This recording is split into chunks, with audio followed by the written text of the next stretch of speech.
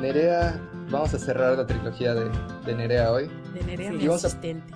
así es, y vamos a platicar un poco sobre qué significa tanto para la empresa, pero más que nada para la persona, regresar, no solo en el significado físico, sino también el significado de regresar al lo que te dieron. Entonces, Nerea se va a Montreal. ¿Cuánto tiempo te vas, Nerea? 1 año. Un año. Y obviamente no, quién sabe qué va a pasar en el año, entonces no te puedo decir cuáles son tus planes en 2 años. Pero ¿qué has pensado? O sea, ¿qué te gustaría hacer? Antes platico un poco qué vas a ir a estudiar y luego hablamos un poco de qué sigue. Bueno, pues rápidamente voy a ir a estudiar publicidad y todo lo que tenga que ver con fotografía, diseño y demás. Y pues, ¿qué tengo planeado? La verdad, primero pues está dominar, vivir en Montreal, Canadá y demás. Y de ahí cruzarme a Nueva York, la verdad. Muy bien, muy bien.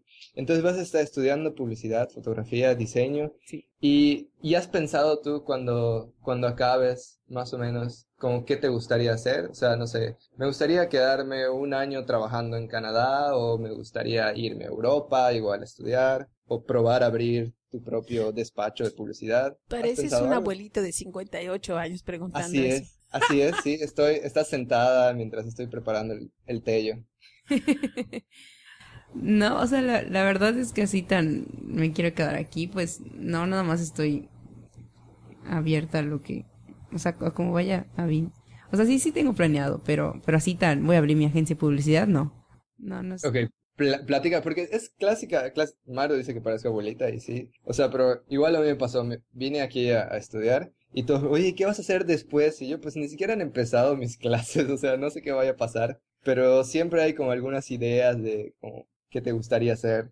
Sí, o sea, como la idea vaga me gustaría al final esto, o mientras tanto. Pero pues realmente o sea, primero aprender lo que me falta por aprender y ya con eso veré hacia dónde.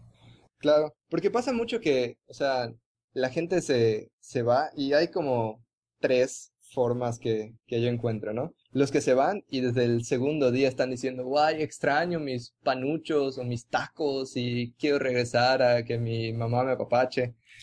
Están los otros que deciden que ese nuevo lugar al que fueron es el mejor lugar que existe en el planeta porque los mexicanos no saben nada porque no toman champaña como los de Francia o no saben nada porque no van a fiestas como los australianos. Y está ese otro punto que no es que diga que es el mejor, pero es un balance, ¿no? O sea, el encontrar los puntos buenos del lugar al que fuiste, pero tener un nuevo enfoque para apreciar también las cosas del lugar del que saliste. ¿Tiene sentido? Tiene sentido. Yo era una de las que, del segundo grupo. Yo cada vez que estaba en el extranjero decía, esto sí está bien. En México no, sí, no todos están re mal en México. Eres una Así groupie. deberíamos. Soy la auténtica malinchiricísima. Y yo sí había planeado vivir toda mi vida en el extranjero. Hasta me enamoré de un extranjero para asegurar mi estadía en Estancia. Y total, por cosas de la vida, y ya vivo en Mérida otra vez. Entonces, te escuchaba hacerle la pregunta a Nerea y veía a Nerea y me acordaba de mí misma a los 20, a los 25. La verdad es que se me ocurre una cosa, ¿será que ya hasta que creces un poquito más, tienes más de 30 y empiezas a tener hijos, es que empiezas a ver un poco más serio el futuro? Porque a mi edad lo único que yo quería en ese entonces era irme a Canadá y casarme con mi novio. La idea de la empresa, la idea de empezar a hacer algo, no surgió sino hasta que yo era madre de casi 2 hijas, porque la segunda estaba adentro de mi vientre. Y la verdad es que uno piensa que sí hay que tener más o menos una vaga idea, pero creo que ahorita los jóvenes tienen un poco de miedo de decir o comprometerse, porque las posibilidades que hay ante sí con este mundo tan abierto, tan globalizado, tan comunicado, creo que de verdad ya no no sabes qué es lo que se pueda presentar adelante. Y a lo mejor es esto lo que tiene a los chavos así, ¿no? ¿Qué es lo que voy a hacer después? Pues no lo sé. Hemos hablado aquí antes de eso, ¿no? Qué padre sería que dejen a los chavos después de la preparatoria irse 1 o 2 años a viajar, a trabajar, no pagados por papi y por mami, pero para ir a descubrir estas cosas, ¿no? Antes de empezarse a hacer una idea más concreta de lo que uno mismo es y quiere.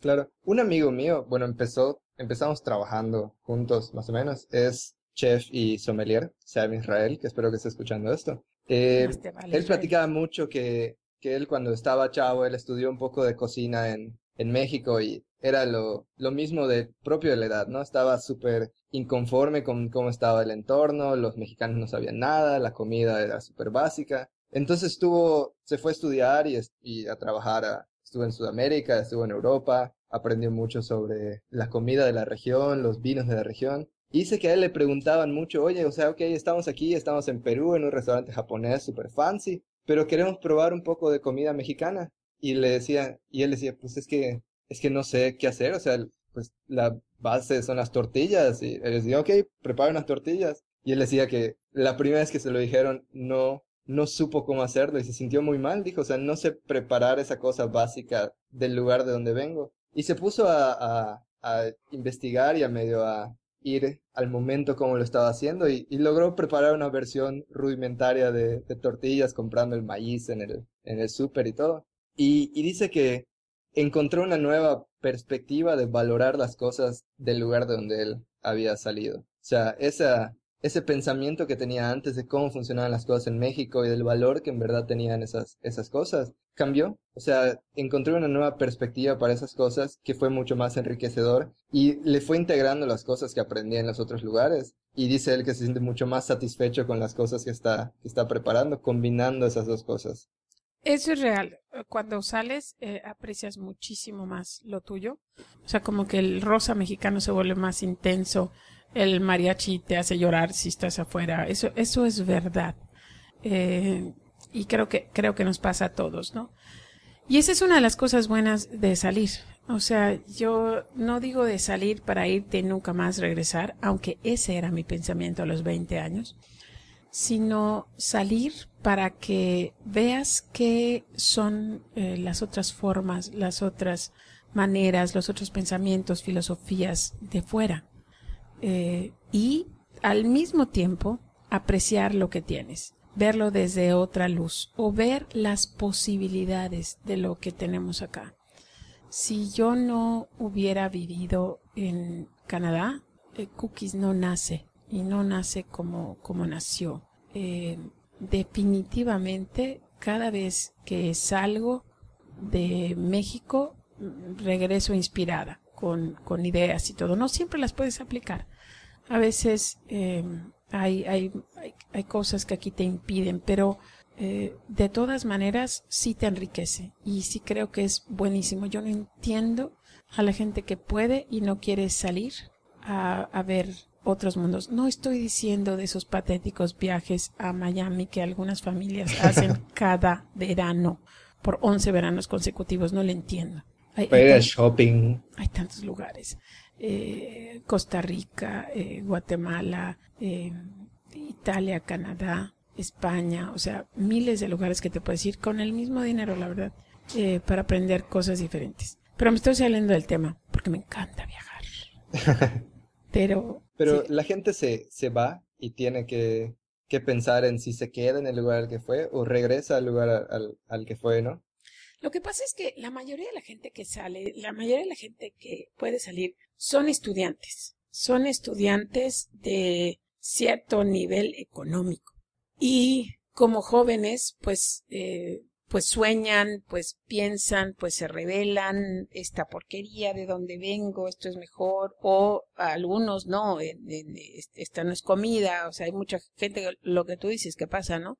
Es que aquí no saben comer, está la comida congelada, esto es una porquería, es que todas las ideas que tú te traes. Pero en realidad no hay mucha gente madura que tenga la oportunidad de repente pasarse 3 o 6 meses en un país extranjero. Los hay muy pocos. Entonces, pero es precisamente esta juventud la que, si puede, debe de ir a experimentar otras costumbres, como tú lo haces, Ricardo. Yo no estoy hablando de que se vayan a vivir con familias, con todo acomodado, con todo. Si tienes 18 años, si tienes 17 años, está bien, pero después de que tengas 23, trabaja un poco y ahorra y mete un par de pantalones a una mochila y vámonos a descubrir mundo. Puedes. Y si me apuras un poco, debes, porque te cambia. Nerea, cuando estuviste viviendo en Vancouver, ¿cuáles son algunas de las cosas que te impactaron o algunas de las cosas que tú trajiste o aprendiste que nunca habías visto? Pues una de las, la verdad, el impacto más grande que tuve de tiendas como de mostrador fue estar caminando y ver cuando alguien terminaba su turno, que les revisaban la mochila, los revisaban a ellos como si estuviesen saliendo del banco. Y para mí, o sea, en las tiendas nada más entras y sales como si nada. Entonces para mí fue así como, aquí que hay tanta seguridad y hay tanta honestidad, que los revisen de esa manera, y nosotros que supuestamente pues somos un país como muy con la inseguridad y demás, como que todos entran y salen como si nada por las tiendas. Para mí eso sí me impactó porque pues o sea, estoy trabajando detrás de mostrador y en ese... Y en los Pero, lugares que veía. ¿a qué tiendas, en qué tiendas los revisaban? De todos, de ropa, de comida, o sea, perfumes, o sea, cuando veía el cambio de turno el que estaban saliendo, el guardia de la puerta les revisaba las mochilas, les revisaba a ellos, así como de, a ver, no te estás llevando nada. Yo trabajé en Vancouver y a mí nunca, Pues, no 3 sé si años, sea algo, ¿no? se hace algo nuevo, no sé. Es que después de que te fuiste y había muchos faltantes, empezaron a aplicar eso. Eres un desgraciado. No, sí, es cierto. ¿Y qué más, hija? Te interrumpí.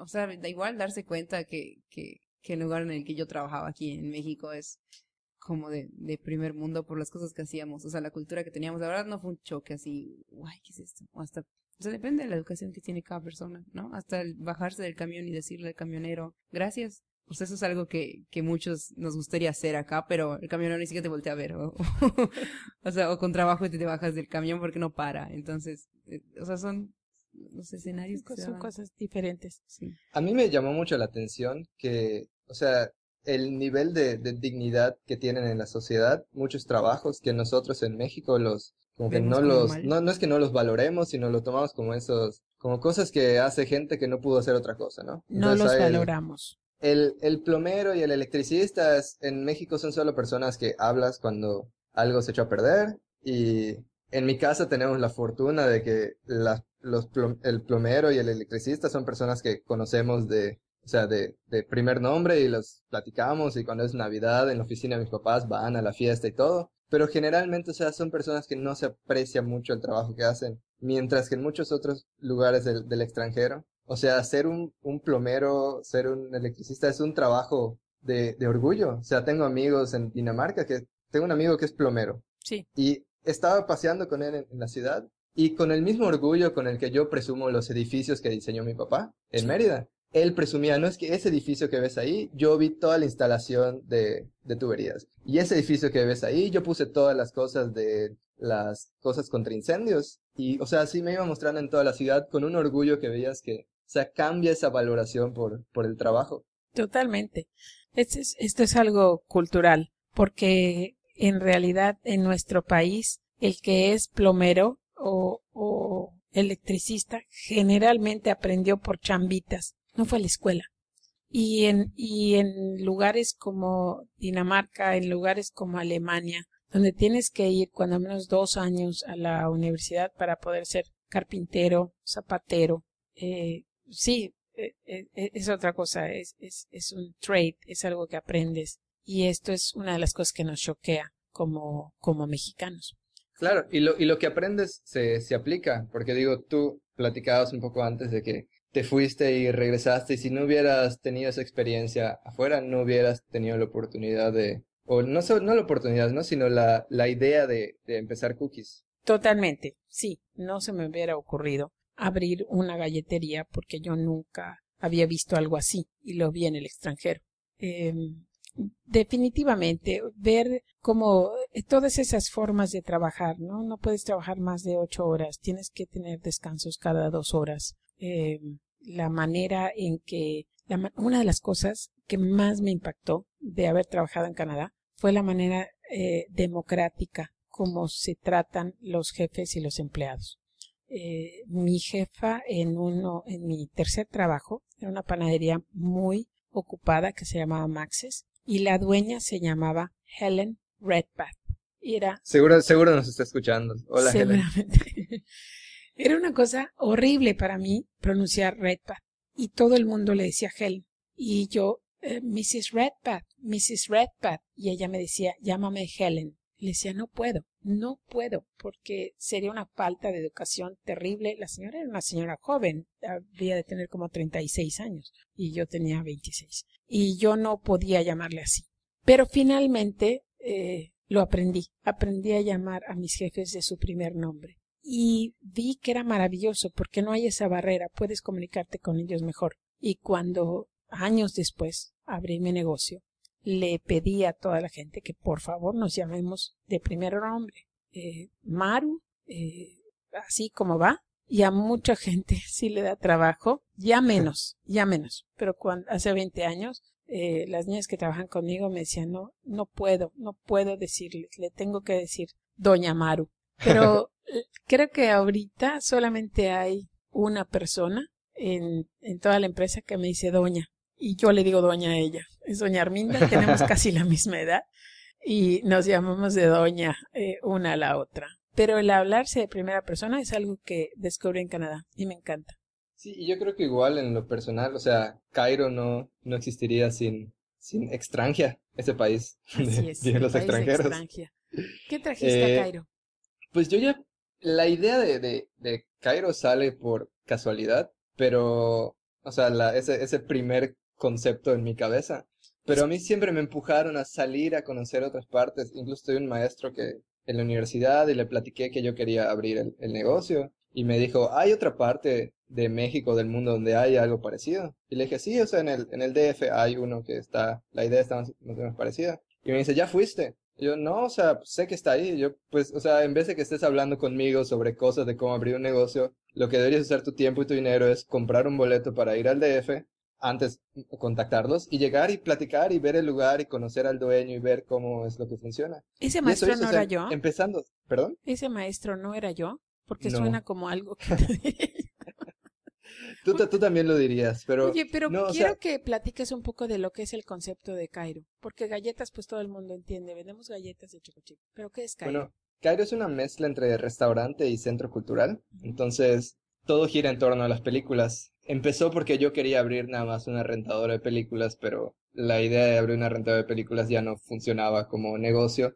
y me forzó a pensar más cosas por hacer. Y pensé que estaría muy padre que hubiera un lugar donde toda la gente a la que le gusta el cine se pudiera juntar y platicar sobre eso. Entonces tenemos una sala de cine donde pasamos películas o sea, cada día, que también se puede rentar para funciones privadas o para Yo he mostrar rentado. videos de bodas y cosas así. Y tenemos la parte de restaurante, entonces la gente puede ir y ve una película y se queda platicando con sus amigos o con gente que conoció en la película. Tenemos muchos cineforos donde la gente se reúne a platicar sobre el cine. Entonces todo esto de la idea de crear una comunidad era lo que más me interesaba. Ricardo, te interrumpí para variar cuando ibas a contar que fuiste a México. Sigue Sí, contando eso. me fui al DF antes de abrir Cairo. Yo tenía 18 años, tenía unos tíos abuelos por ahí que había visto 3 veces en mi vida. Y fui y me quedé con ellos y me la pasé caminando y como 2 días fui todo el día a estar a ese lugar.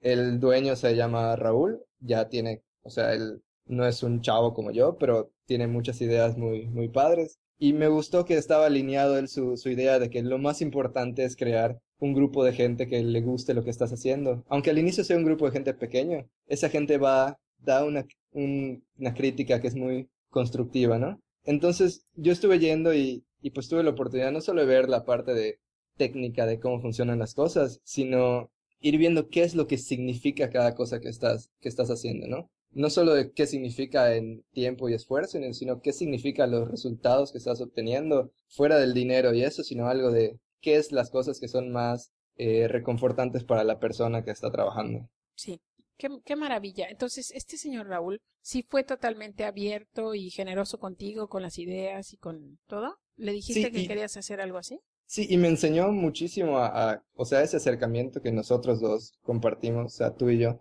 de que la información está abierta y debe fluir porque ayuda a que las dos personas crezcan. A mí me desespera mucho cuando en general en el entorno artístico de nuestra ciudad la gente es súper cerrada y no comparte cosas. Y yo siempre les digo que, o sea, no, o sea, sí de cierto modo estamos compitiendo por el tiempo de las personas, pero estamos en una asociación no oficial porque si las personas están pensando más en ir a lugares alternativos, nos beneficia a todas las personas que estamos en ese entorno. Entonces la reacción que tuvo este Raúl, que me sigo llevando con él, fue, ok, ven y ve todo y te muestro cómo funciona el computador y te presento a los que vienen mucho. Me sigo llevando con personas que conocí ese día en el café. Se llama Film Club Café, en Sí. el DF, por si alguno quiere ir alguna vez. Y seguimos en contacto y los dos nos vamos peloteando ideas de vez en cuando. Él ha hecho cosas que yo he hecho en Cairo, yo he hecho cosas que él ha hecho ahí.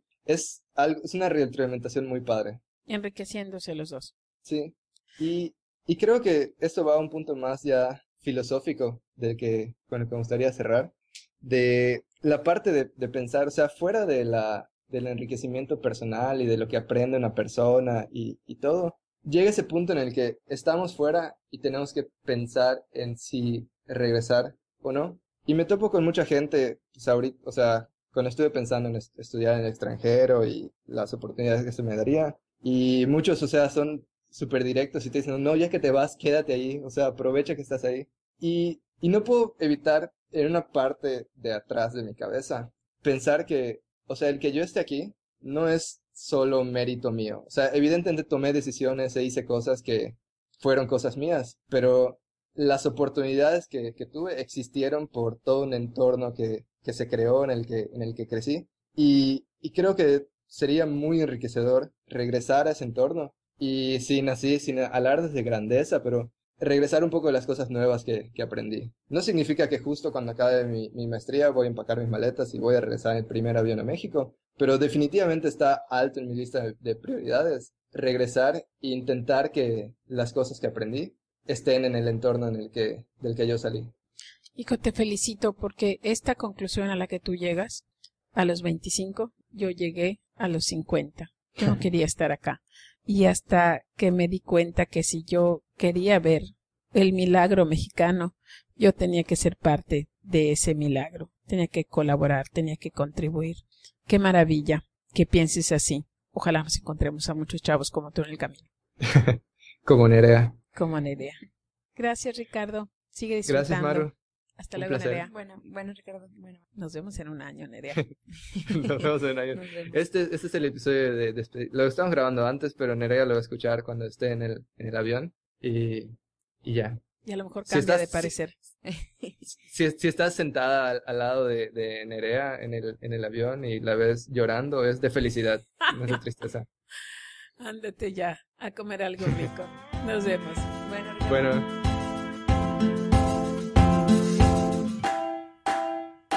Este fue un podcast de 42 Broadcast Network, producido por Diego Escalante y Ricardo Ancona. Más información en 42bn.com.